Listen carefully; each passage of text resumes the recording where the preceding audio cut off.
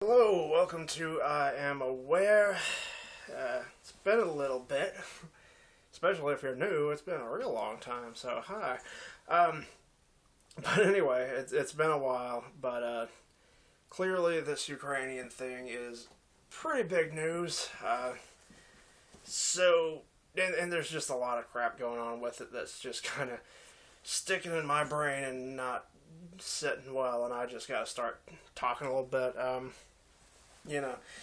And so we're going to talk about this. I want to give a little different perspective on some things because there's a lot of just garbage.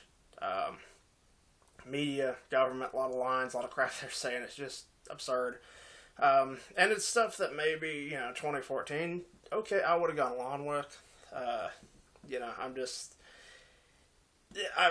From that point when this whole thing started, I've had a lot of change. I've looked a lot deeper into some of these issues and some of the stuff going on, and it's just I gotta say something on this. So I don't want you to think it's just like a total Russia Putin puff piece. I don't really care if you like him or hate him or whatever, because that's not really the full point. But I am going to give a little perspective on a lot of this negative coverage they're giving because it's important, and there's a lot bigger thing going on with this. Ukraine is a very tiny part of this whole that's happening right now. So I gotta start talking about stuff. So, and one of these things that is kind of making me feel like I really need to give this different kind of outlook that I've developed over the last few years and everything is just the idea that Putin is crazy. We've been seeing this for like the entirety of the war now, right? Early on, it was the CIA coming out. Oh, he's near death. He's about to die, and he's acting on some last will. Or let's see, what was it? He has a brain tumor. And it's driving him crazy. Or he was in isolation too long during the pandemic, and he's lost his mind, and he's doing this. Well, he's crazy. And there's a lot of people that just don't seem to understand why this is happening. So I want to start there because it's kind of like almost like international projection gaslighting. It's not they're switching things around and lying to you and changing things to make you think you're crazy. They're doing it so you think somebody else is crazy. And it's just a little ridiculous. So, first of all, okay, you go back to the fall of the Soviet Union. We've been at war. We've been enemies and all this. You go through the Yeltsin years where, he's not all there. Little comatose at points, whatever. Bidenish, whatever. So you go through those years, you got some crime rates that develop and some corruption, of course. Not that there wasn't corruption in the Soviet days, but, it just, a lot of that grows, and then Putin finally comes in 2001, and it's kind of like smash the pieces off the board, clean things up, straighten things out, and that was kind of the force coming in. A lot of people thought, well, he's going to be more Westernish, he's going to make Russia part of the world again finally and really bring us out of this kind of weird position we've been in where it's like us versus the world and maybe a couple of our small allies, and I think it kind of started to happen, but there was connection there was talk there. There was a lot of friendliness, some business deals starting up and everything, but I think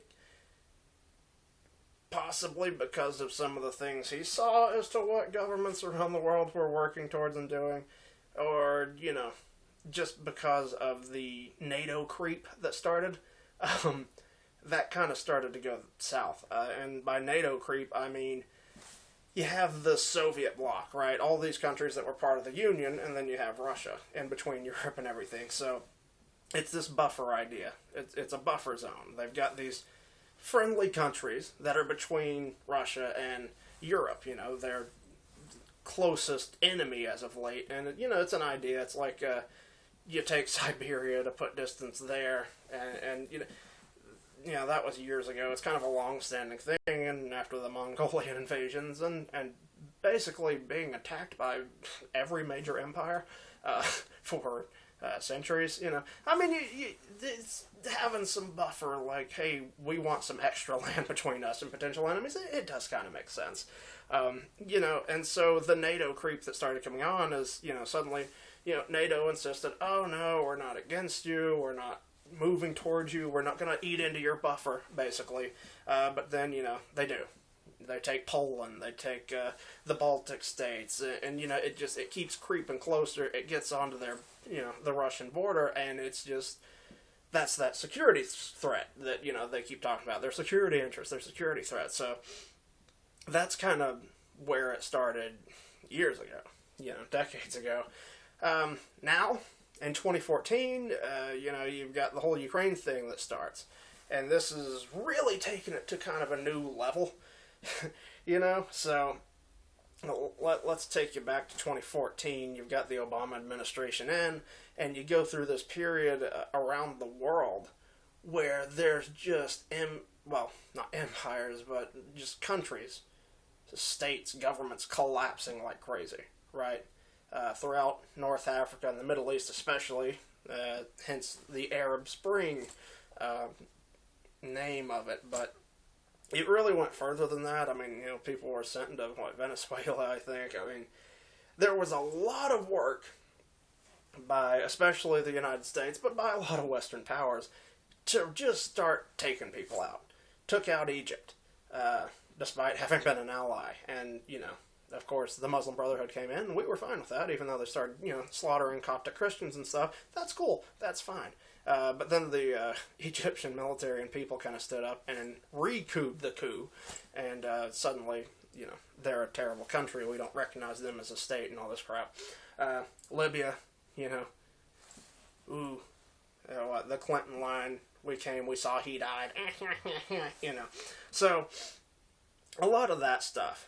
And of course you had ISIS build up, the Islamic State, through, pipelines of weapons that happened to be going through Libya in a certain place that kind of got blown up.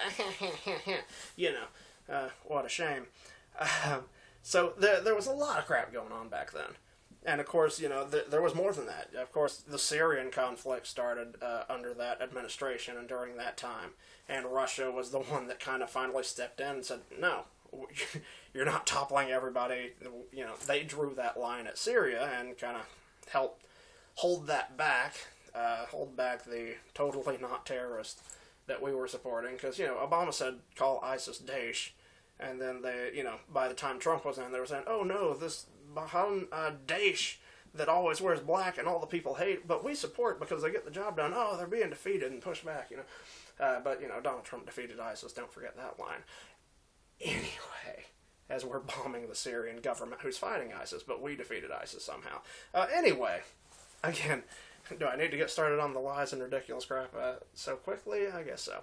But there were a lot of countries that were overthrown in that time that we were either part of or seemed to want to happen. So yeah, that's what's going on in 2014, even to the point of Israel. Again, another country that is a fairly close ally. That, the Obama administration sent money, lots of money, lots of people over to go kind of work on their elections and try to get Netanyahu thrown out. So this was going across the board. There was a lot of effort during the Obama period that was just drop countries, overthrow governments, take things out, and it happened in Ukraine. So the Ukraine situation, and it ties to something coming back in the news now, the whole Hunter Biden laptop thing, which at the time was classic Russian disinformation. Now that's something, every time you hear that, I don't know how much I'm going to mention it. I'm going to try to cut this down as much as possible because I could go on for hours and hours about all this, but when you hear that phrase, classic Russian disinformation, you might want to pay a little attention and kind of question things. Because now 2 years after the laptop thing and people got thrown off the internet and silenced for bringing it up because it's Russian disinformation, suddenly it's true. Oops. Who would have guessed?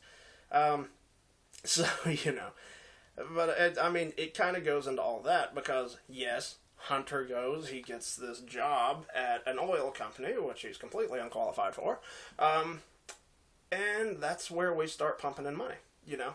The government was overthrown, there were protests. I'm not saying we necessarily pushed or the protest or anything from the start, you know, but Syria started with protests. You know, a lot of these places start with protests, and protests are normal. Protests happen in every country, you know. It doesn't matter if they're oppressive, tyrannical despots or they're completely open, free societies, supposedly at least, you know. Protests happen. People disagree. People don't like what the government does. You know, you can't, well, you can't fool all the people all the time, as they say, you know. You can't make everybody happy. So, you know, that's normal. I don't know that we made the protest happen from the start, but we definitely supported it. And especially as it got big enough to overthrow the country there and everything, or the government in Ukraine. And so we supported that. The government ran off, and we started pumping in money. Started out about $7 billion, I think, that went through Burisma, which is owned by a frickin' crime lord. Chops people up with chainsaws. Real bad guy. He was on the no-fly list. He was considered a criminal, a terrorist, you know.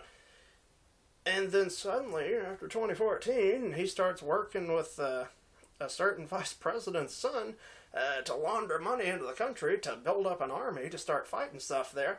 Suddenly he's okay.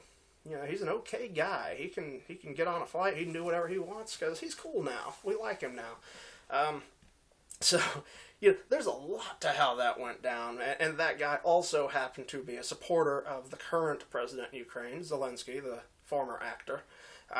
You know, and they had a big conversation. One of the things during the Trump period, you know, we kind of wanted to see more where this money was going, and so they raided, you know, the Burisma headquarters and all this crap. But the day before that happened, Mr. Chainsaw and Zelensky had a big, long talk where they talked it out, and suddenly Mr. Chainsaw got away, and, you know, there was nothing left in the offices that was incriminating. And isn't that funny? But anyway, so, you know, if you want to hear more on that, I would highly suggest you go check out an old thing I saw from Glenn Beck a few years ago.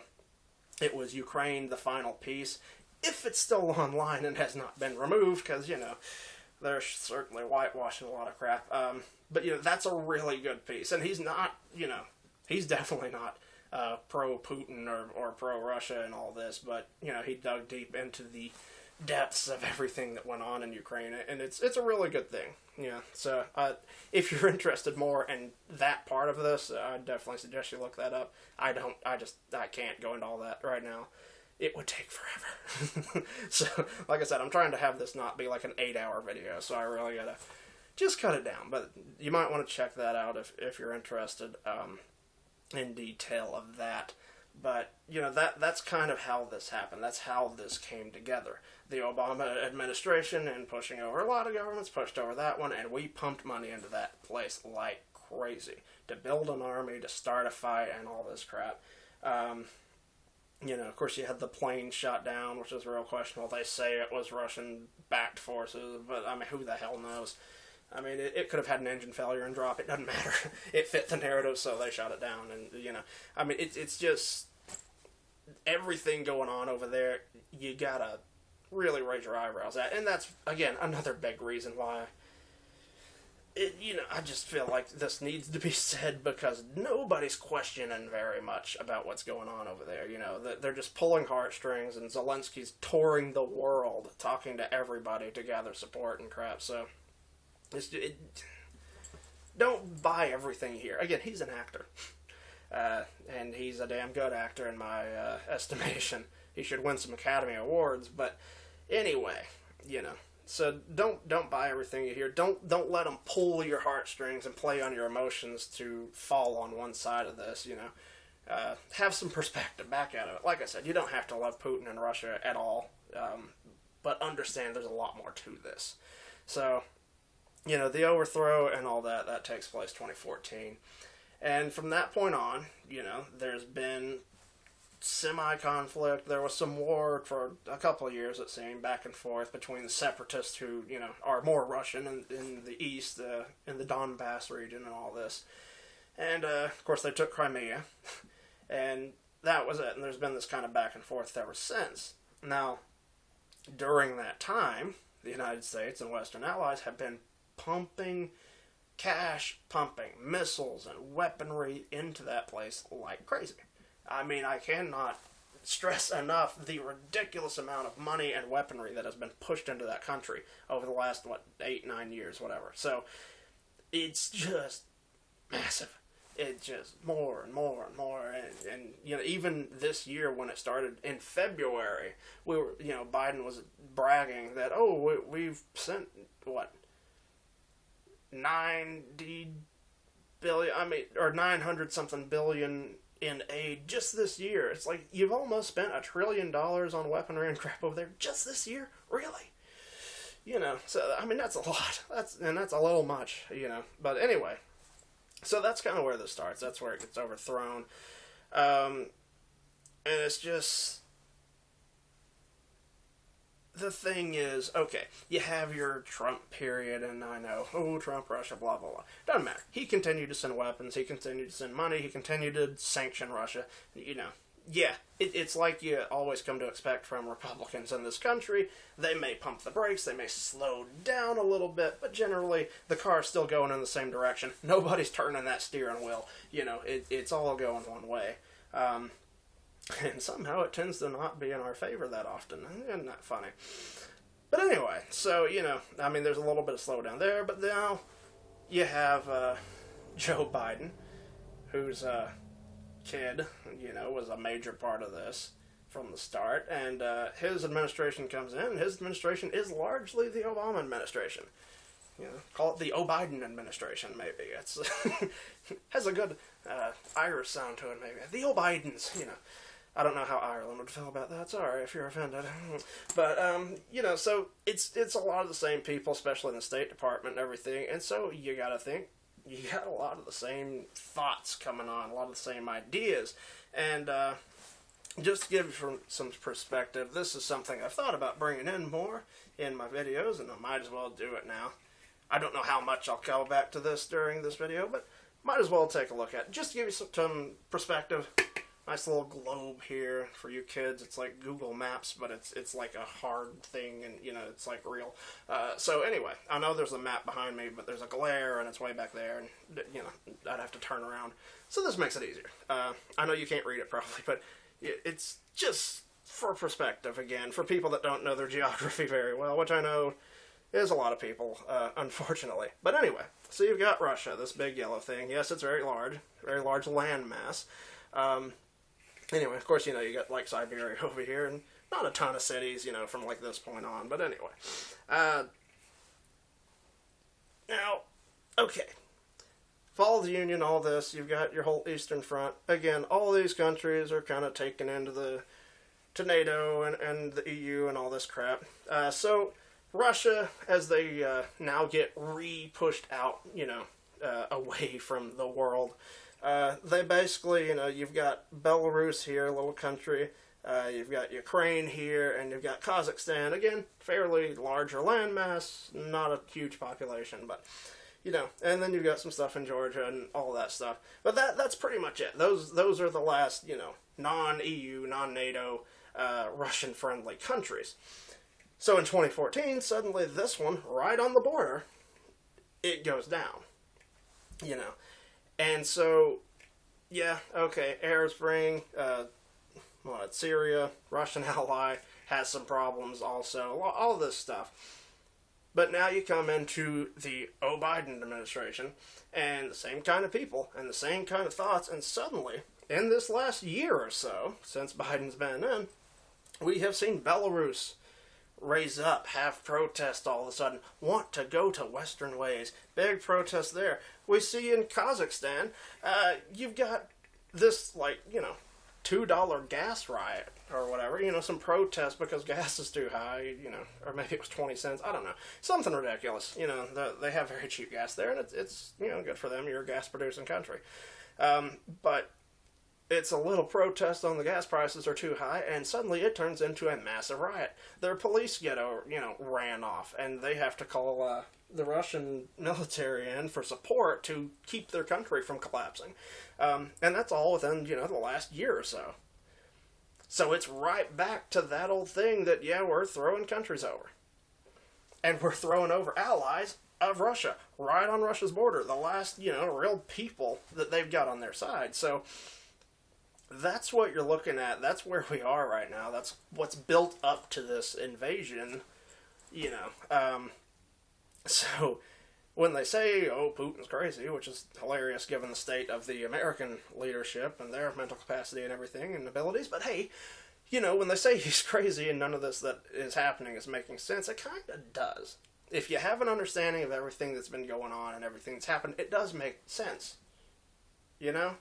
So, again, like I said, you need perspective. Pull back, take a step back from your biases and, America, F yeah, and, oh, those Russians, they're just Soviets. I understand all that. I've been there, like I said, back in 2014 when this happened, I was on board with that, but I did have to look more into a lot of this stuff, and it's not exactly the case anymore. There's a lot more going on. There's a lot more to this. So, to say it's just provocation and all the... So, Now, that's just to start with. Now you go into the war itself, or, I've heard... Again, how much can we trust our media and government sources in this? But I've heard if you even call it a war in Russia, they throw you in prison. I don't know if that's totally true. It may be more disinformation will get you thrown in prison. And they've asked, like we did in Vietnam, look, this isn't technically a war. We haven't gone through the congressional or, in Russia's case, the Duma or whatever. We haven't gone through the official channels to make this a war, so it's just a police action, as we called Vietnam, or as they're saying here, a special military operation. And I don't know. It may be our... people on this side kind of putting those things together and taking 2 and 2 and giving us 5. But I don't know, because that seems a little absurd. You called it the wrong thing, we're throwing you for... I don't know. I may be wrong, they could be doing that, but that seems a little, extreme on a semantical point, But anyway. So, the main number one point in all this, though, is Ukraine is just the pawn, really. They didn't start this. Their government was overthrown. They were taken over. Russia, again, kind of moves in, upset about their security.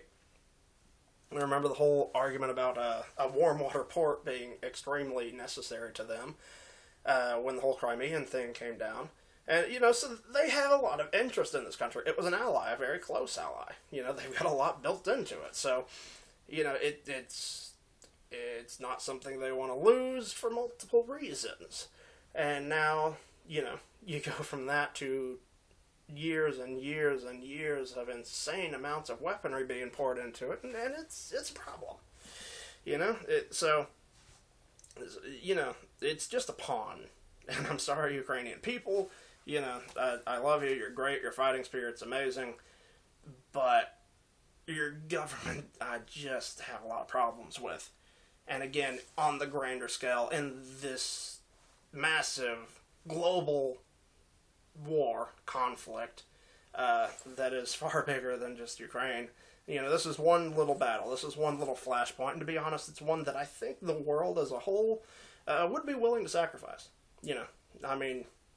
I don't think they care about keeping Ukraine intact and safe and the government in power there any more than they did in Afghanistan.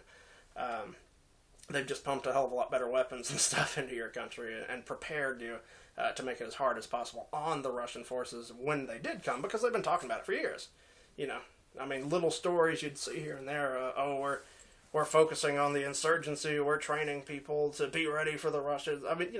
They've been building this war up for almost a decade, And so, but this little battle, it's just one piece. And again, if you all get slaughtered, if Ukraine, if Russia just went completely crazy and decided to nuke all of Ukraine, I don't know that the world would really care. They'd keep pouring on their sanctions and doing the crap they're doing, but they don't really care about you.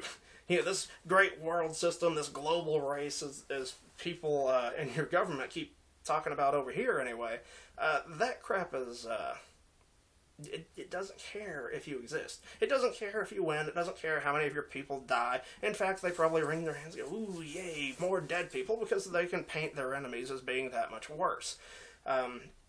So, sorry, it's, but you're just stuck in the middle of this. It's not really your fault. It's not really Russia's fault. It's just, it's a conflict. It's been started, not by either of the countries involved with it, but it's on. And so, that's kind of the thing. This is a much grander scale, and it's coming from this world system, as the UN Secretary Greenfield keeps talking about for the United States. This is an attack on the world system, the world system, and they have their big conference recently, the World Government Summit and all this. They just keep talking like it's just the entire globe, and it's under attack by that evil Russia. It's just them, they're evil, and everyone else is just together. Ukraine is the world, and everyone is Ukraine, and Ukraine is everyone, blah, blah, whatever. So, so that takes me to kind of another point that came up really early on in this. It's kind of staying around. It's the whole idea of fascism and Nazism. The Russians, part of the things they've said in the build-up to this is they want to denazify Ukraine, which to a lot of people not paying attention, again, sounds kind of strange. It's like, denazify, what the hell's going on there? And there maybe have been some racial supremacy type groups there, but it's actually been people from this side that have funded those people more. Again, billions of dollars to a horrible person who gives it to more horrible people, and, well, yeah. But, so, there is that aspect, but I don't really think that's the main point, or it shouldn't be the main focus of the denazifying thing. Like I said, this whole global system, what it is, it's very similar to something old. It deals a lot in public-private partnerships, which is the government and the companies and industry working together as one force. That's why you've got all these companies, pulling out of Russia, joining the fight. That's never happened in history, but that's why it's happening now. Because it is, like Germany, Italy, and Spain during the Second World War, it's a fascist system. Government and companies work together, watch each other's backs, and, proceed together against their enemies. It's what was done back then. It's what, the whole world was fighting during the Second World War. And yet now here we are basically living under a system that is slowly more and more becoming that. And Ukraine is just the latest part of it. And the people that back that government and everything, they're all part of that. It is a new fascist system. They call it stakeholder capitalism, whatever. But it's a fascist system. That's what we're looking at. It really is. So I can understand in that sense, yeah, you could call it denazification. But it does kind of lead us to Zelensky himself and some of the weird things he said. He happens to be apparently of Jewish heritage, which that's fine. I have no problem with that, of course. He's seemed to a little bit. I think he's denounced his religion. I think he's, he hasn't mentioned it at all. Through his acting career, through his government, stint. It hasn't been a part of anything. And in fact, if you're here in the West, you've probably seen the Fellowship of Christian and Jew commercials where they're talking constantly about the poor Jewish people, and especially the Holocaust survivors, who are just stuck and all alone and uncared for, starving and dying in Ukraine. And we have to get together and help them. They're a charitable group, and they go help the poor people over there. They're fellow Jews. To start jumping up and down on this, I'm Jewish, all the Jews of the world should support me as Zelensky, that's a weird thing to go with. Kind of out of the blue, but he expects all people of the faith there, despite the fact that he's kind of turned away from it completely, to suddenly join him and be on his side. Because you haven't been supporting your people in your own country that much. You didn't seem to care about them until it was politically, motivated. Which, again, very good Western and American trait, doesn't matter until it affects your politics. But anyway, he's a good one. He's one of our types of people, I'm sure. But, and one thing I will say that's been a positive thing in this, like I said, the Obama administration was pushing to overthrow Netanyahu. That has kind of happened, finally. They've been charging and claiming all kinds of corruption and crimes against Netanyahu for years, since the time of that election, since that push from our government, the Obama administration. And he has been removed from power now, but his replacement, this Naftali Bennett, he seems okay. So far, he was supposedly a Netanyahu ally, maybe even leans a little more conservatively or to the right, at least as far as American definitions to the right, than Netanyahu does. And he went there. He wanted, to try and work out a deal, try and make some peace here in this Ukrainian-Russian conflict. But then Zelensky got a little mad, like, you're not wrapping yourself in our flag enough. Why are you not more on our side? And they're like, look, we should be neutral. Look, if I'm trying to work a deal between you two to end this war, I should be neutral, right? I don't need to stand on your side. So, he kind of pushed back against that, and, Israel's kind of starting to lean the other way because the West is kind of turning against it, Europe's been against Israel for years. Western Europe, right? They've been boycotting Israel constantly and talking about how evil they are, so I was a little worried when they threw Netanyahu out because, he's been decent. But, as far as global leaders, one of the few I really kind of respect as far as the way they got there. He's an agent. Vladimir Putin, kind of an agent, dealt with some stuff. And King Abdullah in Jordan, still training with the army and flying the aircraft. I like that. I like a good hands-on.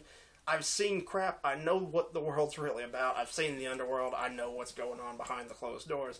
That can be a very solid kind of leader, and one I tend to respect a little more than all the I've been a filthy rich piece of crap that's spent my entire life in politics bilking the people of money and now I'm the great leader, everybody loved me. I tend to like the hands-on people a little more, even if I don't, do or don't agree with some of the things they do or some of their policies as much, I at least respect that kind of leader a little bit. But anyway, digress. But it does go to Navalny, and I've thought about it, I've worried about it, I wanted to figure out what he was about. Is he really for his people? Does he really care? Or is he just basically a stooge? And that was one of the key things that I thought, in watching this and trying to figure out what's going on exactly, where does he fall? Where do I fall on him? And unfortunately, a lot of the things he said, again, talking about Ukraine being the world race, and the world race is under attack, and talking about, we're the world this, and we need this U-24, where all the responsible countries will get together and crack down on anyone who tries to, stand up militarily to anything. It seems like a lot of new global fascist system kind of talk. Especially when you look at the rest of the government there, and a lot of the people talking about stuff, talking about new world systems and orders, and people that are part of the Davos crowd and supporting all that kind of stuff. So not a great system, not a great governmental group there, not one I trust, not one that I think is super responsive to the cares and interests and lives of its people. It's a lot like our governments here in the West are getting, like Australia and Canada and the terrible things we've seen in those places now that suddenly it's like, oh, the free world isn't so free anymore, So, yeah, I just don't see a lot of good with Zelensky, and I don't trust him. Again, to the people, love you, great, awesome, stay strong. But maybe consider what you're fighting for. And, again, what's, the lesser of two evils? Which one is it really? That's something you really have to start thinking on at some point. But anyway, I'll move on, I guess. But I don't trust the guy. He's going on his world tour. He's gathering her, but I don't trust him. I think he's a good actor. I think he's a damn good actor. He should win an Emmy or Oscar or whatever the hell. But as far as leader-wise, as far as being for his people, I guess you can congratulate him for staying there.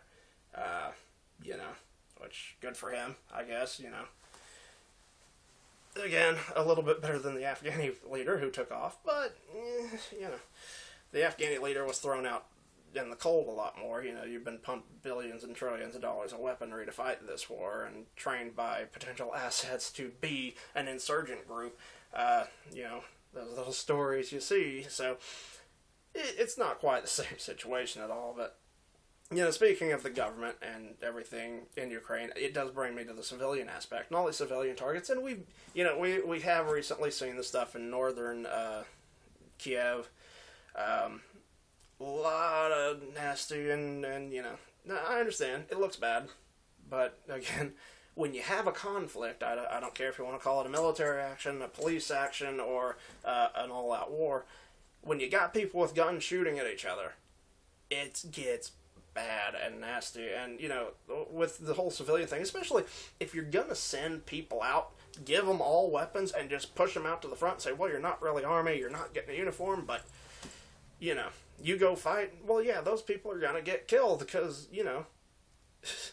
they're shooting at the Russians. So then you say, oh, look at all these civilians that have been killed. And it's like, again, it takes you back to, like, Iraq and Afghanistan.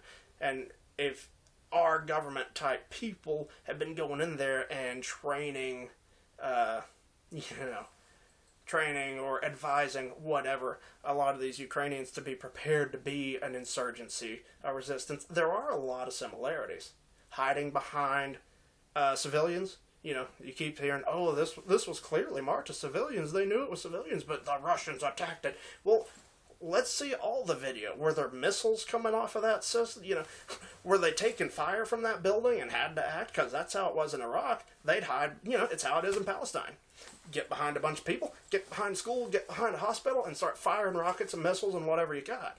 So, if you look at it like that, if you put yourself on the other side, if you look at it as like an Iraqi situation and, Russia's the American forces, the overwhelming force against this insurgency force, if you say Ukraine's learned a hell of a lot of lessons from what they did, in standing up to a major world power, you know what?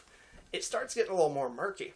And I also have to question, I've seen so many people there that they interview talking, oh, there was no time. I couldn't even get medicine or food or clothes. We just had to run. And this is like 3 weeks into it. And it's like, what do you mean? How did you not have time to prepare? Have you not seen this coming? I mean, the troops were built up for weeks before the conflict started. So, I mean, it makes me wonder. I mean, are their government, media outlets just going on about, oh, we're winning? Like Baghdad Bob back in Iraq.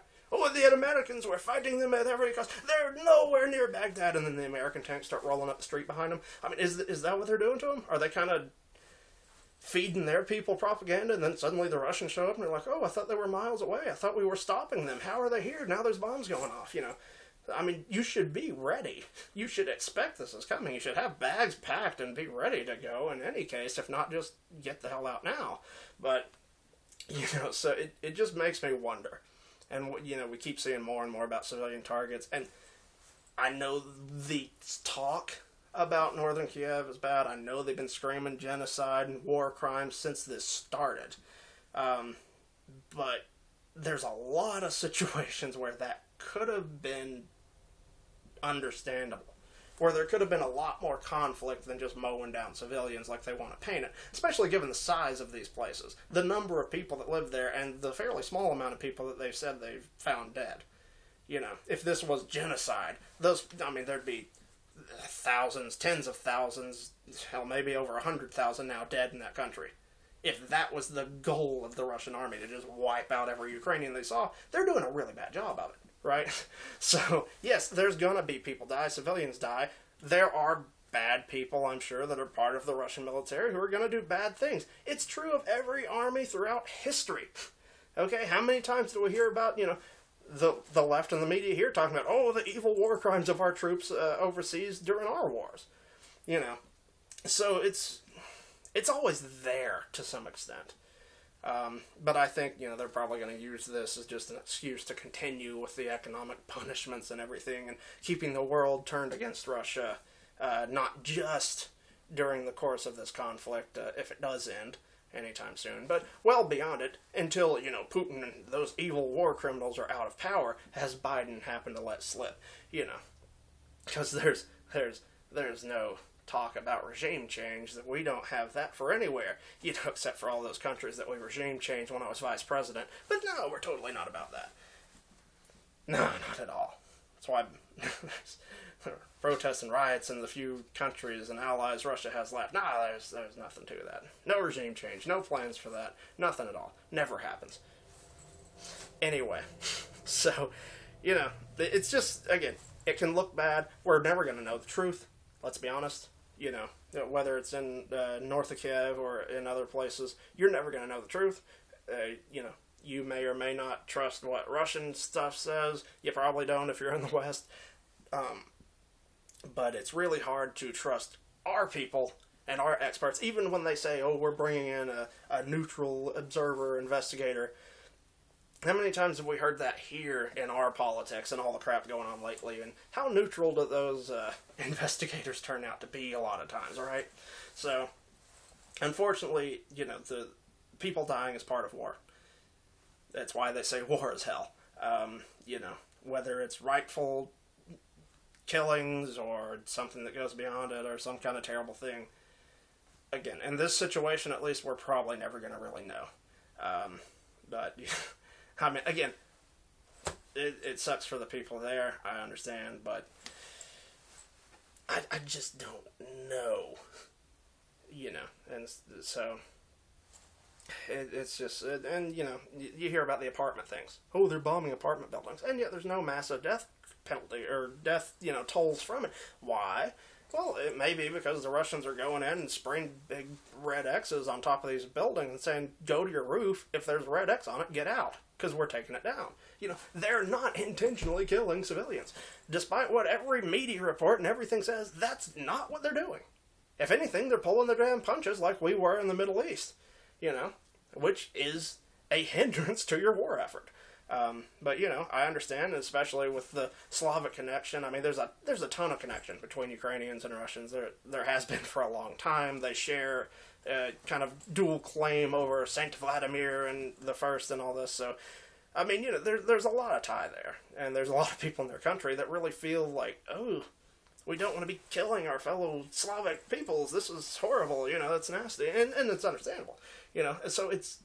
I mean, to say that they would be genocidal against people that are basically like most Russians, or at least a really high portion of Russians, it doesn't even really make sense, But that's going to be the line, and they're going to stick with it, I know. But I don't know. How much of it is war, just being war? How much of it is bad acting Russian soldiers? How much of it is maybe government forces and insurgencies using human shields?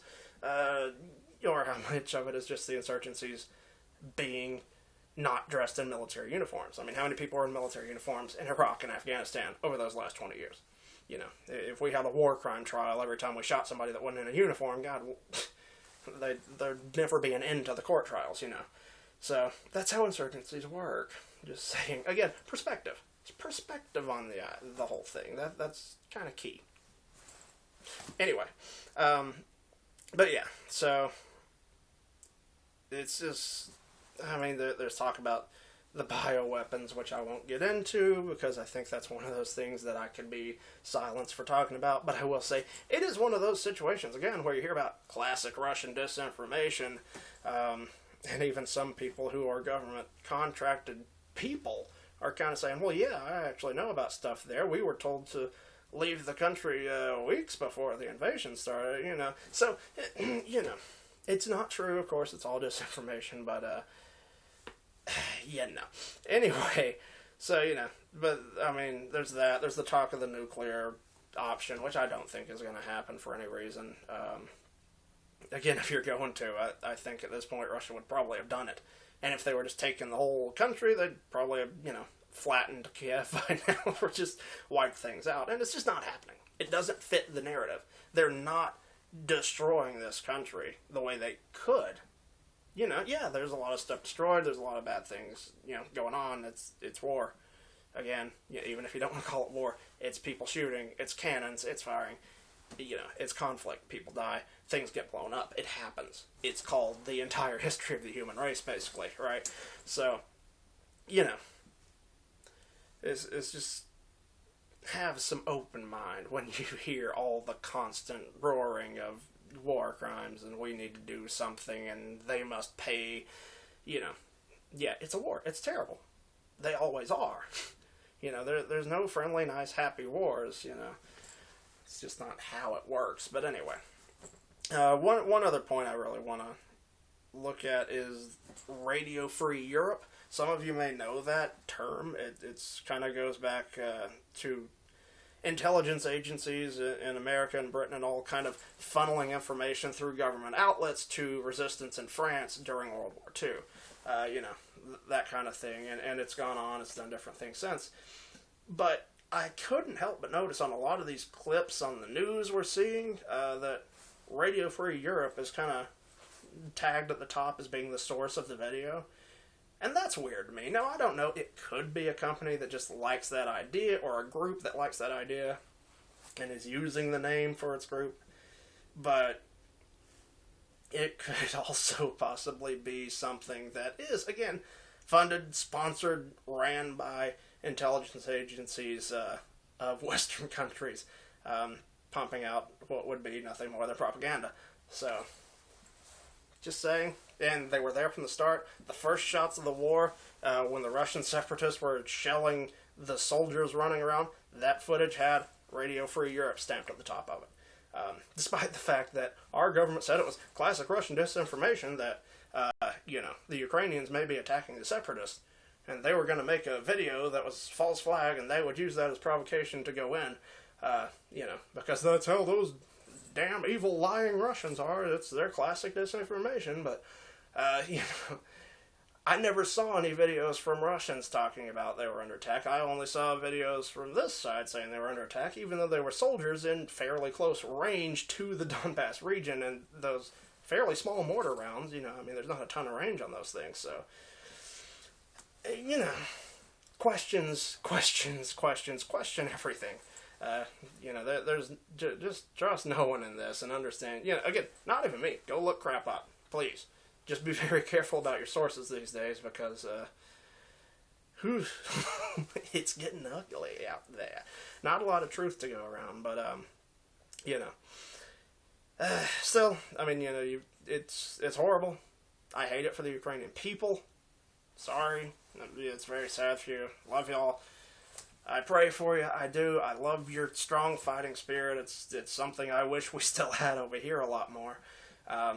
But again, the cause, the government at least, that you're fighting on behalf of, not just your government, but the global system, it's not something I'm very supportive of, and for many reasons, and I'll probably get into that a little bit more here in a little bit, but, so it's horrible. And then you got the refugee deal, over 4 million now, outside the country, many more inside, and that's a horrible thing. They're talking about how terrible it is that the Russians are taking some refugees into Russia. And it's like, okay, are they shooting them dead? No, they're just taking them away, and they're putting them in a place, and they're leaving them in, it's like, okay. And, they're calling them camps, and they're making it sound like they're putting people into concentration camps, which I guess technically, you want to concentrate the refugees so they don't just run off everywhere, but we have absolutely no evidence that they're doing anything horrible to those people. They're just taking them in and getting them out of the war zone. Get the hell out of in front of our guns so we don't kill you. Leave. Why are you driving down the road? We're attacking. We're shelling the city. Why are you driving by? What's wrong with you people? Seriously. But anyway, so I can understand that. But on the other side, all these millions of refugees that have gone to Europe, Western Europe, and of course it's basically all women and children, because they've stopped all the men from going with their families and protecting them and all, which I kind of understand it to a point, but at the same time, it's really putting these people in a bad place. Not only is it hard for these women and children and everything to get by, but apparently there's already, roving bands and groups over there that are just, old men picking up small children and driving off with them, because the world is sick and horrible. But, we totally need to be sexualizing children because they need to know about that stuff. But anyway, again, the Western world is just in a great spot. Just ask Hungary. They pass a law that pedophilia is bad and should not be promoted. And, oh, that's hateful. Love is love. How could you say that,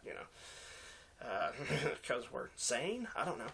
Anyway, but yeah, so there's a lot to this. And then on the other side, you got to look at where is the support. We have the global system on one side. Everyone's on the side of Ukraine. Where the hell is the Russian support? Where's the Chinese support? Most importantly, because they're supposed to be all buddy and real close. And that's something just for time's sake I'm going to get into later. I might go ahead and I'll have another video for that for you later, so look out for that if you're interested. But I'm just not seeing a lot there.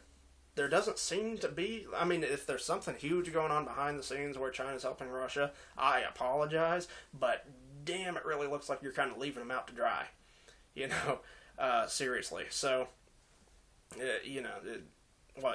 I saw some Chinese bought some Russian oil, and that was it. They refused to sign a mean letter from the UN. Oh yeah, that's really doing it for them. You've got hooks throughout the Western world, Western governments.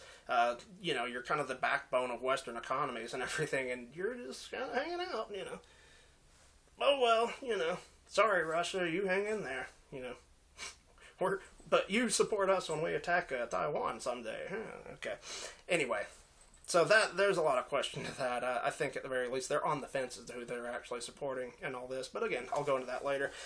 More interestingly, though, you do have India seeming to kind of back away more and more from this and end up kind of going east on the side of Russia a little bit, which kind of makes sense. You look at the BRIC nations, Brazil, Russia, India, China, that, it was an economic alliance. Brazil seems to be kind of sliding away. Their president's already in trouble over this coronavirus crap. There's a lot of protests there. Who knows what side certain people in the West may fall on that. And, is there a regime change totally not planned there? If they fall the wrong way on this idea. But anyway, so Brazil kind of, I don't know, I haven't seen a lot from them, but some of that I have seen has been like them banning Russian media or companies or something like that. So, yeah, it kind of looks like they're leaning the other way, but India's still leaning towards Russia, apparently, the way it looks. So that's kind of an interesting development you wouldn't necessarily expect, given everything. Although if China's pulling out of that group, it would make sense for India, who's, at odds with China usually, to kind of say, all right, screw it, we're still with the Russians. You also have the whole Middle East, of course, with the Western world trying to ban and stop all oil. It kind of makes sense that those countries that really rely on oil as an income and just driving force of their entire country to stand together against this crap. So, and they won't return our calls now with the oil shortages and all this crap, which is kind of funny. It sucks for us here, but, it's what you get. Not to mention the whole idea that when Biden came in, one of his executive orders or something was that we're not going to talk with, have diplomatic ties and all, to any country that doesn't push the woke agenda, as we would call it here. And that goes against most religions anywhere, especially those of the Judeo-Christian and Muslim groups. And so, you look at it. Where's your major countries with faith? Well, you got the Jews in Israel, you got the Middle East, the Muslims, Russia's still very orthodox, as is some of Eastern Europe. Hungary still leans towards very faithful and stuff, and we're not happy with them. There's a lot of nasty words and government speak from the West towards them as well, even though they are still a part of EU or whatever. So, that's something that seems to be going into practice a little bit, and maybe why the whole ban and stop all oil thing is really so important, because all the nations we don't like and we want to take down a notch are major oil producers for the most part. So, who knows what all's behind that, the scenes and all of that and everything. But, so you got Middle East. Israel's kind of in between. Again, maybe the Bennett guy's not too bad. Again, nothing against you Ukrainian people, but, this global conflict that is far greater than just Ukraine yeah, I'm more on the other side of it. Um, you know, so again, most anyone in the United States should be, really, if you care anything about this country and what it was made to be, or its founding, or its constitution. If you care about any of that stuff, you really shouldn't be on the global system side, because that's not what they're about. Again, go check out the WEF.org. Just go to that website. Look at what they themselves say. Look at their own plans in their words. Not some conspiracy theorists, not some crazy people on the internet making wild claims. Look at what they themselves said. These major government leaders and corporate powerhouses. Look at what they're saying, what they want to do, what their plans are and their goals are. Okay? For the new global system. For the World Government Summit that they're all coming together. Look at what they say. Don't look at anyone else. Don't believe me. Go look at what they are themselves saying. Just saying. A lot to this. Okay, and we're not on the great side of it. So, you've got Israel kind of maybe leaning that way, which, again, being a fairly religious country, being that Europe and the EU boycotts them constantly, yeah, it would kind of make sense if they can get some kind of, work from Russia to kind of calm Iran down on saying Israel should be wiped out. If they can just kind of get along and say, hey, let's worry about our much bigger enemies before we fight each other, then yeah, that would make sense to kind of back that down and get on the other side of that. And then again, Hungary, as I mentioned, their president was just reelected, and he's leaning more east as well. So, it's just, it is kind of gearing up. There is some resistance, but, Russia's the only major country that's kind of in line with this solidly. Nothing against India, major population, some good economic things and all, but, I guess as far as historic global power, Russia's been in the mix a lot more than India has. Of course, India was taken over by Britain. Anyway, a lot of blah, blah, blah. Not important stuff. But again, India's leaning that way. Russia's fairly solidly against the system now, so clearly. But anyway, so yeah, just, it's interesting to see the sides kind of pile up, and you wonder who's going where and how much more it's going to go, but, so let's talk about this world system a little bit, though, and there's the response that they've had, banning oil, which has hurt the people like crazy, of course, all over. Oh, we're stopping Russian oil. Yeah, well, that went well, didn't it? You're stopping Russian everything. Oh, food prices, I mean, everything. And you wouldn't even think of Russia being major producers and being able to affect, world economies quite so much, but you get into the grain production and the fertilizer and all these things. Now we're talking about global hunger, global famine within a year. I mean, but they don't care. That's okay. It's like Biden said. They kept talking about all these sanctions were about deterrence, about stopping Russia, about changing their, plans for war. And then he comes out the other day and just goes, what the hell are you talking? Why you keep talking about deterrence? This was never about deterrence. This is about making them feel the pain, And he said before that it's not just them, we're both going to hurt from this, and it's going to hurt both sides, but that's the price of freedom, right? Is that what Stalin said when he was starving the Ukrainians years ago? Oh, it's the price of the people's condition. I don't know. It's just, yeah, okay. So, a lot of not great stuff there, but that's kind of the thing. They're hurting the people. The Russian people. The American people. The world people. Africa. India. How do you think it's going to be trying to feed those places when all this goes down? This is going to get ugly if something huge doesn't change soon, and I don't think it will. But, I think they're completely fine with making people desperately feel the pain of this conflict around the globe. Because, in the countries like Russia and those that kind of lean that way, they feel the pain. Maybe they try and strike out against their government, and, we can go in, and, suddenly the not regime change we have no plans for. Oh, what happens in other places? And suddenly those countries are on our side and part of the global system, right? And on the other hand, you look at places like Australia, like Canada, the whole trucker thing. Well, you push people, you make them hurt, you make them feel it, they rise up, and, there go a lot of their rights. And one thing that happened there that we're also seeing with this whole reaction. We're going to seize all the assets of these Russian oligarchs and everything, and they're putting it in a real nice package. Like, it's such a great thing to get people behind the idea of, yeah, just take the bad people's stuff. But they did it in Canada too. They took all these truckers' stuff, they seized their trucks without even being charged with a crime or anything. Took their trucks, took their livelihoods, seized their bank accounts, just done.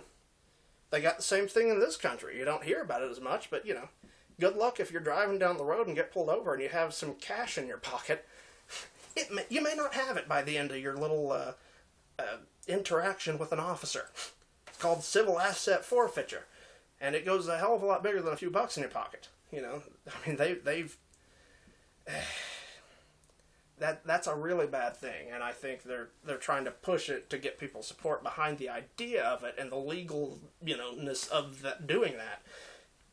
Through these oligarchs. But, again, take your crap, seize your crap, beat people down, get them to rise up, take away their rights. We have to. They're out of control, while on the other hand, we back the people that are raising up, and we overturn the government there.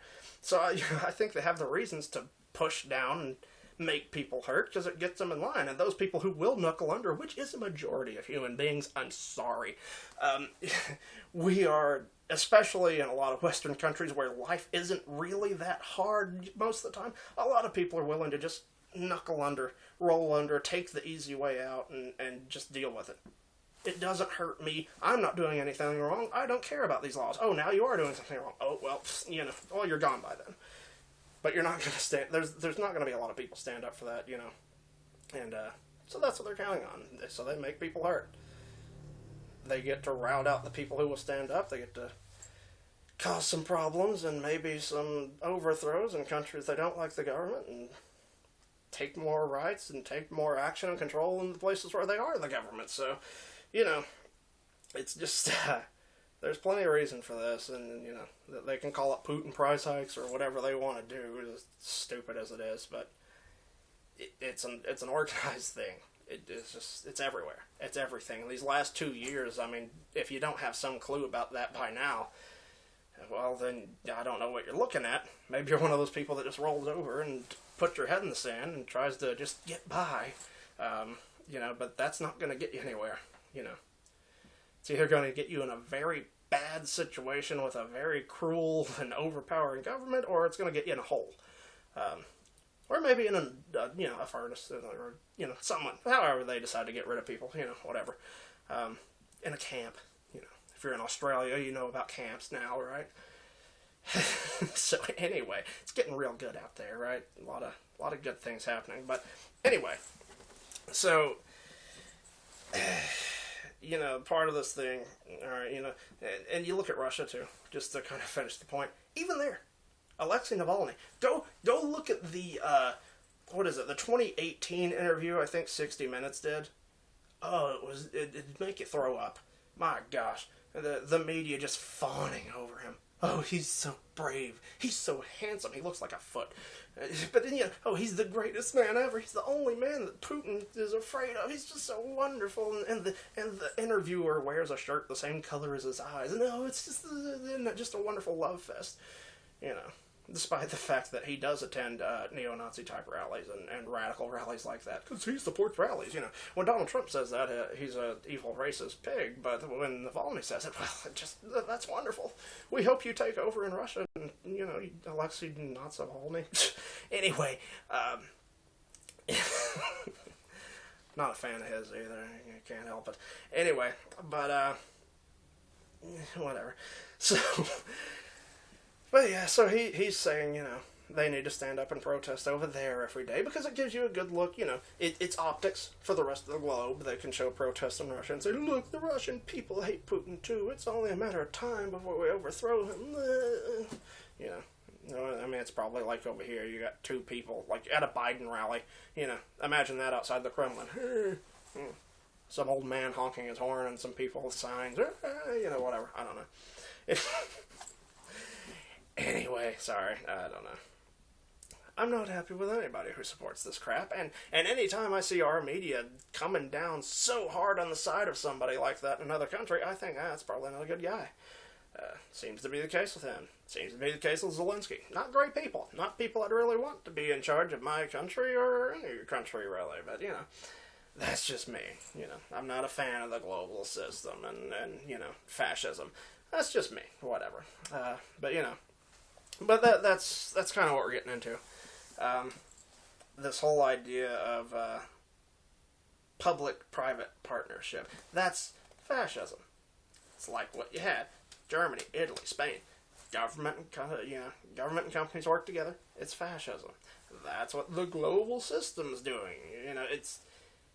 And so that's all coming together, and that's why you see all this crap, all these companies, that come out and are, pulling out of Russia, doing nothing, and as absurd as it is, and again, it hurts the people and only the people. I mean, you're not, destroying, oh no, McDonald's pulled out of Russia. What will the government do? They don't care.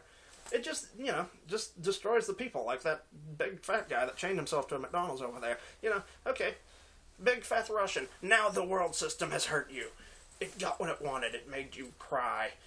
Like, it's just, it's all this garbage, and so, it's just all these companies stand with the government in this global effort to take down one country who's standing against their global effort and their global system.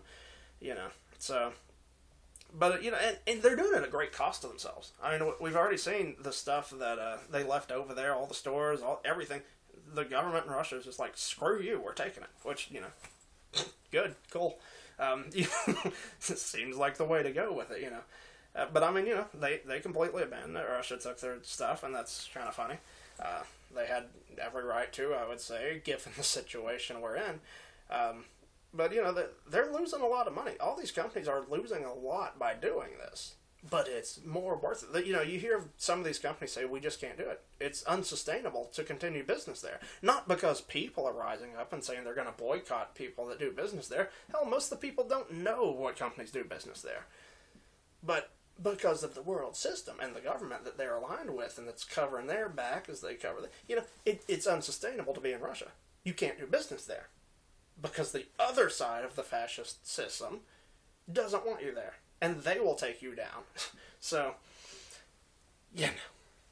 that's kind of more of what you're seeing there. And I have to mention, since, if you've followed I Am Aware at all, you've probably seen Facebook at some point.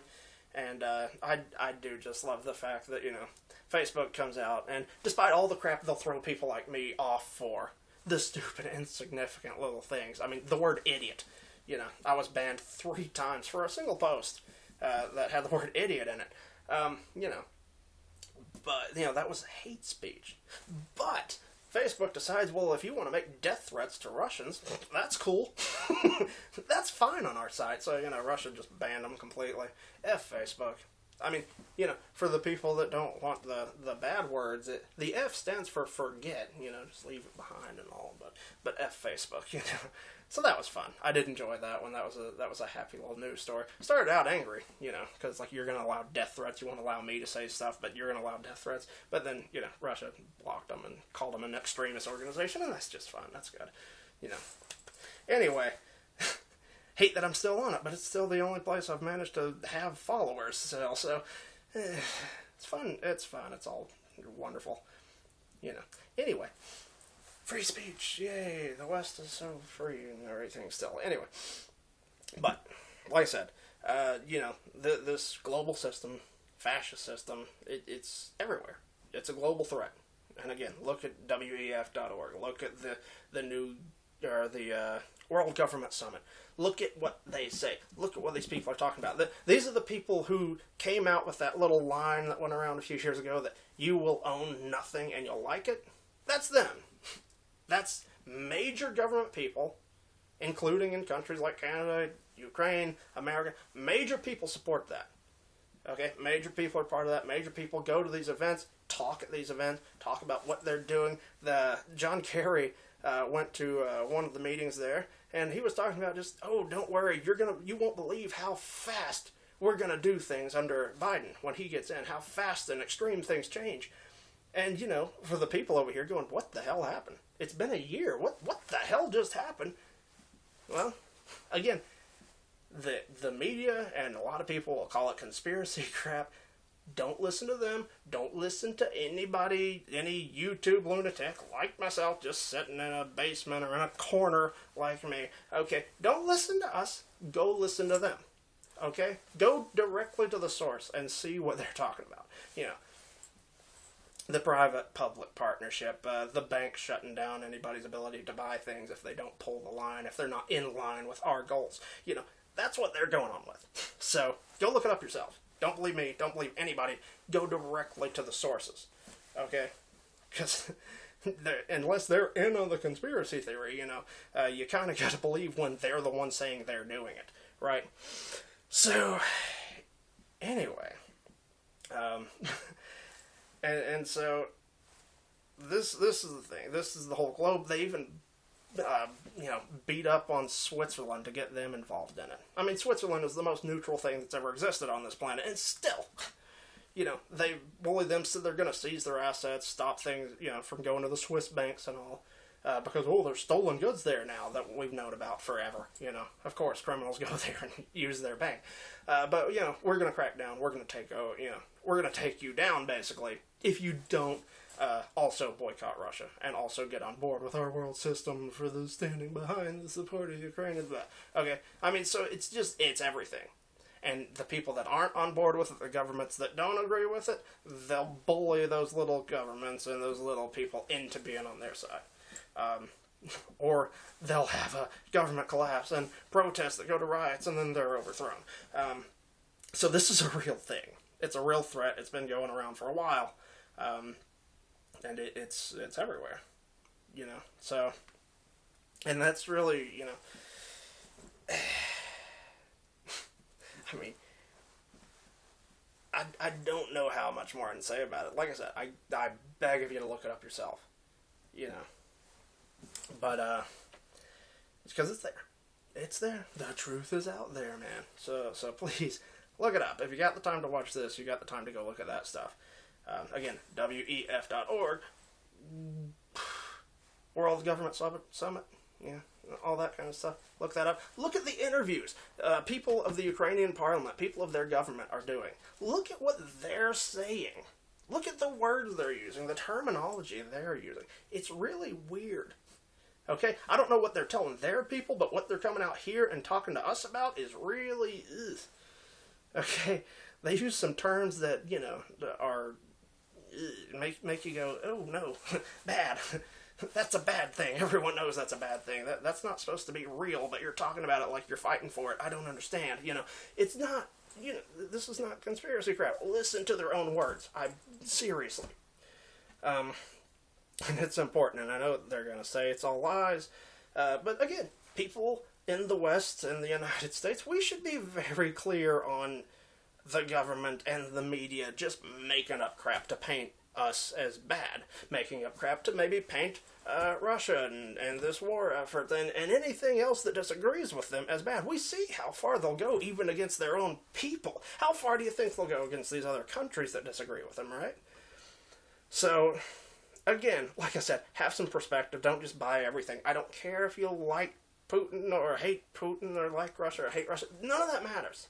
I don't care about that. What I'm saying is pull out, stop looking through the bias and all this crap, and look at crap, the whole thing. Because there's a way bigger fight, and it does affect and involve every single one of us around the world. And we're not exactly winning right now. So, you know, again, government versus the people, they make people hurt. They have sent people to, like, re-education camps in Australia. They, you know, the protests in Canada. Those are two of the best examples I can show you about the free world and how far it's going. And what did our government say about the protests in Canada? Did they say, well, we agree with everyone's rights because that's a right that we have here and we support it for anybody? No.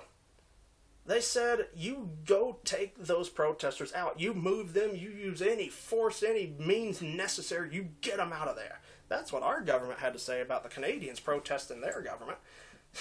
You know, hey, Trudeau, wipe them out. That was the American stance on that situation. So, you know, it affects all of us. It's coming to a place near you. I promise you. Actually, I promise you, it's already in a place near you. Some of you may see it and feel it more than others, but I promise it's coming wherever you are. They're pushing it your way. So, it's just, you gotta stop. You gotta stop it. You gotta stand at some point.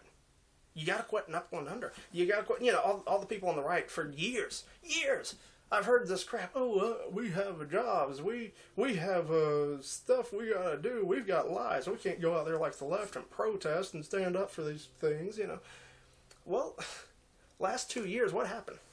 How'd your job go? How's your life? Where's that life you were building? Where'd it go? Where's that business you had? Oh, it's gone? It went under because the government supported big super businesses that were globally recognized instead of the small businesses that they let just drop and go out of business? Maybe if somebody had decided to take that long weekend and, stand up and speak out and everything before, maybe you would still have your job and your business and your life. But you don't so much now, do ya? Isn't that special? You can't keep falling by excuses. You can't keep expecting that you're going to elect a leader that's going to fix everything. It's one of the things I hated most about Donald Trump. People just like setbacks, like, he's going to fix it. He's going to do it all. No, the hell he's not. The people have to act. You have to stand. Throughout the Western world, at least, I know, where it's supposed to be free, we have the right, you got to stand up. You have to protest it. I'm not saying overthrow governments with violence. Again, another good way, even jokingly, to say and get thrown off of the internet. But, I'm not saying use violence. I'm saying use the things you have, the freedoms you have, the protest abilities, and the rights and everything you have to make a stand on this. Because right now, it's Russia. The whole global system is coming down on that one country because it's the last major country solidly standing against this crap. Again, the last WEF meeting. Or not the last one, but the one where they came out with the whole line of you'll own nothing and all that. They invited Putin to that meeting. I think he was somebody that had been to some of them earlier on, and then he wasn't invited to them anymore, because they were pushing him out of the world. But I think they wanted everybody to come and see this new vision, this new plan they've got. And he was the only one that stood up and said, this is ridiculous. This is insanity. This goes against anything anyone should be doing. Any country should be doing. What the hell is this? You're insane. And now suddenly they're on his border and there's a war and the entire global system is attacking that country and trying to bring it down. Again, you don't have to support him. You don't have to like him. But you got to understand that when it's people versus that system, that's your one ally in the world. Okay? Again, go back to World War II. You don't have to like Stalin. You can think he's an evil guy and hope he dies. But at the end of the day, if the Nazis took over the entire world, including America, if Nazi Germany ran the American government and you're sitting here as part of the resistance, wanting your constitution and your freedom back, and you're just sitting there like, wow, the only country that hasn't fallen to the fascism is the Soviets. Boy, I hope they fall soon. That makes no sense, right? Okay, it's your one thing. It's the one thing that draws their attention from just hitting you. Because once there's no major countries around the world that can or will stand up to them, it's just you. And why not crack down with everything they got? Who's going to do anything? The people? Pfft. They've taken over the whole world with the people just sitting there doing nothing, not even talking about it. Why would they? Go ahead, crack down on them. Start throwing them in prisons, camps, killing them all. Who cares? Why wouldn't you? There's no resistance left. Okay, so seriously, you got to start standing. And I think one good way, you want to join the fight, you want to start pulling your weight against the global fascist system, take these companies. Go look up the companies. Maybe I'll do it too. I may build a list of it and do a video on that later. It'll be a little bit, but still. Collect all those the names of all the companies that have pulled out of Russia. All those companies that have bent the knee to the global system and said, we're going to go against people for your government rule. Because I guarantee you, if Russia does go down, those companies will be just fine with taking on you in the same way. Either, because you said the wrong thing at a school board meeting, or, you wouldn't take some kind of medical thing that they say is necessary, or you just say you question something the government's doing, and suddenly that company says you're extreme, you can't work here, and in fact, you can't buy our products. You're an extremist. We can't do business with you. It would be too much of a risk. Right? Oh, well, I'll go to the bank and I'll get on. Oh, no, you're too extreme. You're too much of a risk. We can't give you money. It's just, if you don't think they'll turn these same systems around on you when needed, when there's no other resistance to turn them on, you're an idiot. Sorry, I know that's a hateful thing to say. Let's just say you're very willingly ignorant then. Does that work for you? You got to understand this. And if you don't stand up now, if you don't start pulling aside and pulling your weight and standing up on not the global fascist side, again, I don't care. You don't have to like Russia. You don't have to like the Middle East. You don't have to like Israel or India or any country that does kind of fall on this side. You don't have to like them. But if you're sitting there just hoping they fall and still thinking you're going to fight the system, you're insane. Okay? So now's it. They're going hard. They're going hard. They're playing all their cards. They're showing a lot right now. Because they don't really think there's anything that's going to happen to them. They don't expect people to come up and make a stand or anything. They don't expect Canada. Who does? But they don't expect Canada to go out and protest like that, to go so hard like that. But you got to start making a stand. Canada went a little early. It's a shame. It's like, if we all could have gotten together and do it now, when we see how bad it's getting around the globe, that would have been great. But unfortunately, you hit right before this war started, and they cracked down on you pretty hard. So, it's unfortunate, but if you've got anything left and you can go out and take a stand again, that'd be great. But again, all these companies pulling out of Russia that are doing this stuff, wipe them out. Don't buy a damn thing from them again, period. Make them hurt. They lost so much in pulling out of that country.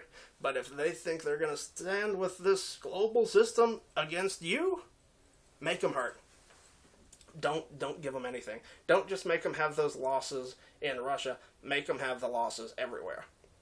Don't buy their crap. Don't support them in any way. And it can be hard, I know, because they're all big, major global companies, and they make most everything. So it's hard. I understand, but, you have to start. You have to do something. You have to make stands where you can, and part of it is making these companies hurt the way they make us hurt. Okay?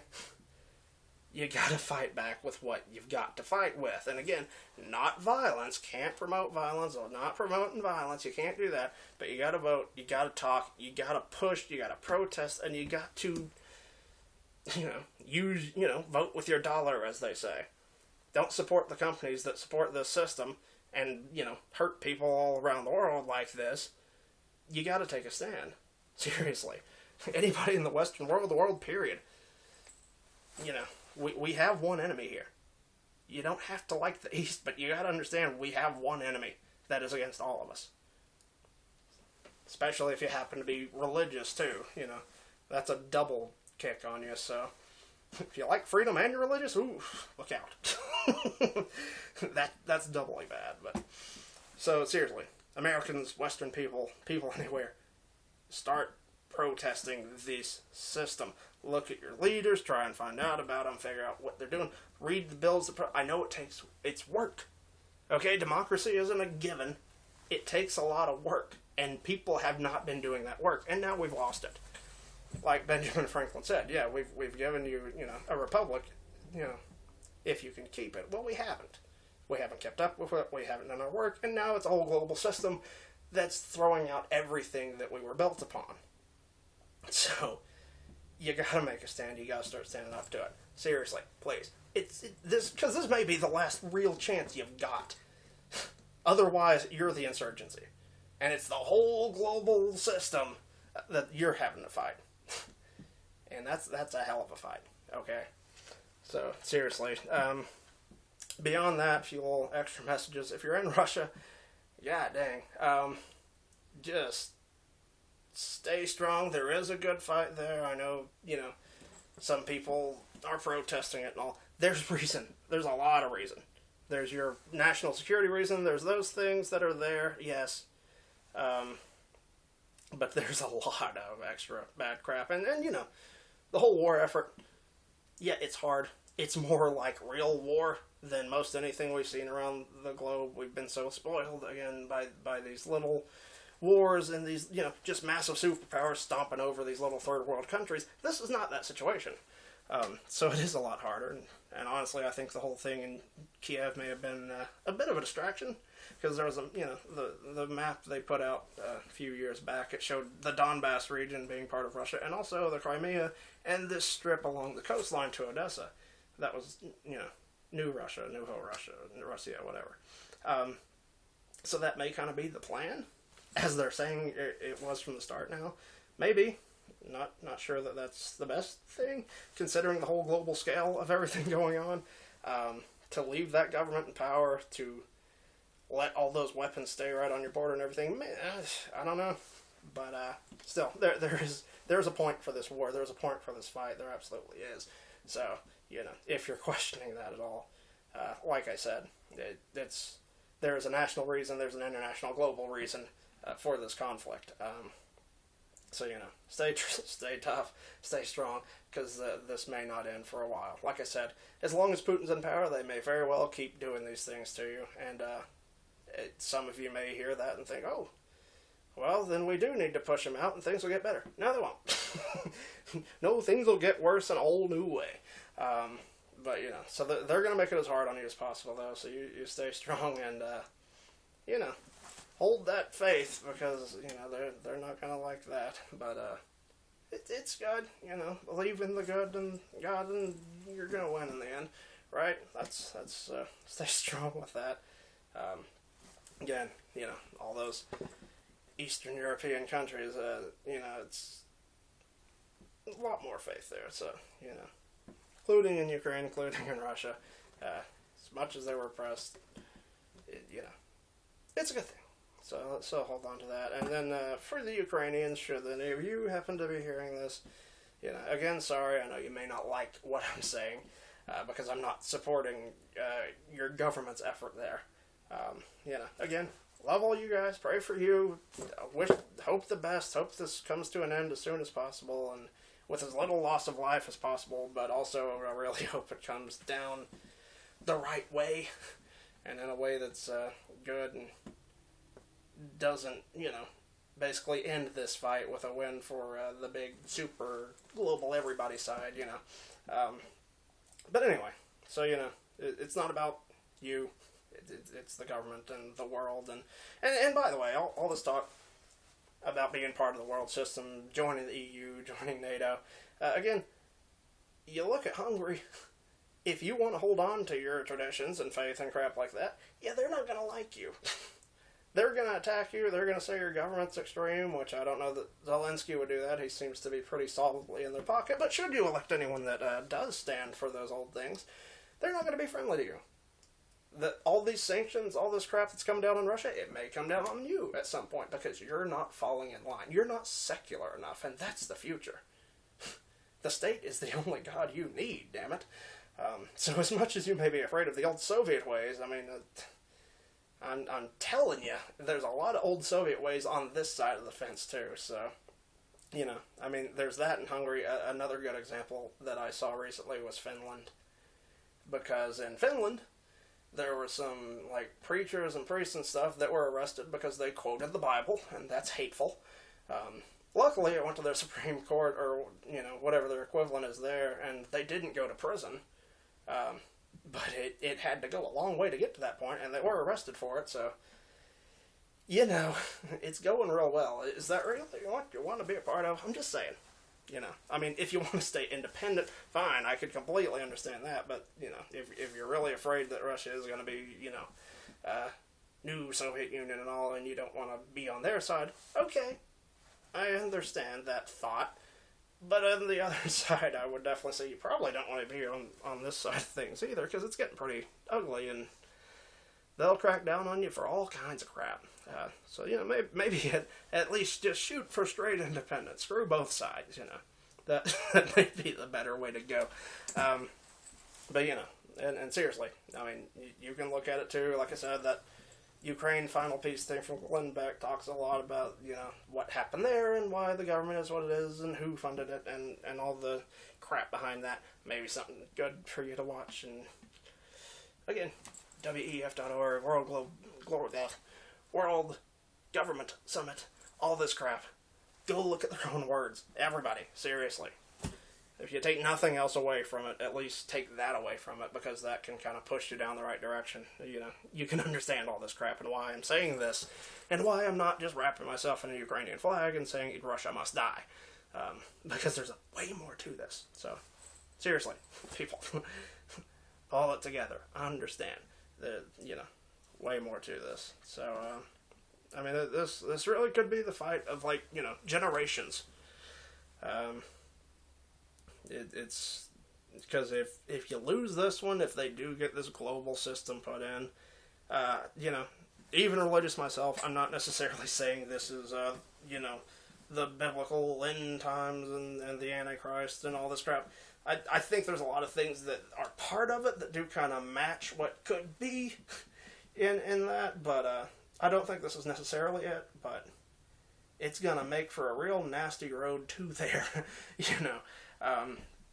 So, this is really something worth standing for here, Seriously, just think. Listen to their own words. Don't listen to the media going, it's all disinformation, or, it's all conspiracy theories. Look at these people, look at their own words. What they say they're planning, what they say they're doing, what they say they want your life to be. And if you don't want to live in a little box and have a drone just deliver, your little piddling government rations every week or every month, maybe you consider looking into stuff and getting together with some more people and trying to take a stand. Again, would be great. But, trust no one. Go read it themselves. That's the, don't have to trust me, but just at least go look at it. But anyway, so I guess that'll do for now. I guess that's enough. I think I've cut it in under time, so the stupid machine here is not going to cut me off. It only allows 2 hours, and it shuts it off. Isn't that fun? But anyway, so I really had to cut it down and go a little faster. If I just instantly chop off, that's probably why, though. But anyway, so, but I'm wrapping up, so it's just, really look, take off your bias, take a stand, trust none of this crap. A lot more to this, a lot going on, so I just hope you people stand up, be aware, understand what's going on, on a way deeper, bigger level than a lot of people seem to right now. So, just pray you'll start looking out for that, doing something, because people are just rolling over more and more. I mean, if this country is so far gone that, that's it, they have to stick something to your face or jam something in your arm before you'll start saying, we don't know that we like this, If it's got to go that far for you to stop and start pushing back, you're probably gone anyway. So, you gotta start pushing. You gotta start taking the freaking stand here, okay? Again, not violence, just seriously, stand up. So, anyway, guess that's it for today, though. Have more to come, like I said. I'll have that Chinese thing, and maybe I'll start talking about some stuff more specifically to the United States, and maybe what we can do here, and all that crap, too. I don't know. Just see what I can get done, and what I can get posted, and if the internet allows me to stay on the internet, or just calls me disinformation and shuts this video down and doesn't let anybody see anything again. Yay, because again, free America, free speech, yay. Anyway, but again, They can't take your rights through government because you have laws and stuff, so they take your rights through companies. Isn't it fun? And the government will back those companies and keep them in and send them a bunch of money and all that good stuff. So that's the world we live in now. So anyway, like I said, look all that stuff up. Again, Glowing Back, Ukraine Final Peace would be very good in understanding how this all started. Again, WEF.org, good place to look at the global system people and what they're talking about and what they want to do. And yeah, like I said, World Government Summit, just the Ukrainian leaders and the things they're saying, you watch the interviews they're doing, a lot of stuff that just sounds bad. Wrong, not good. So, yeah. But I guess that's it. So, thank you all for watching. I know it was a bit of a long one. Could have been a hell of a lot longer, because I definitely could have gone off ranting more and more about plenty of this stuff. But anyway, that's it for now. Much love. Thank you all for watching. Hope you'll like and share and all that crap, because, you know, they don't like sending any of my videos to anyone. So if this video made you thought or gave you anything, or you like it at all, you know, do all the social media things to spread it out there the best you can, because they don't like to show me to anyone. You know, again, lots of fun. But yeah, so, and I guess that's it. Thank you. God bless. I'm out.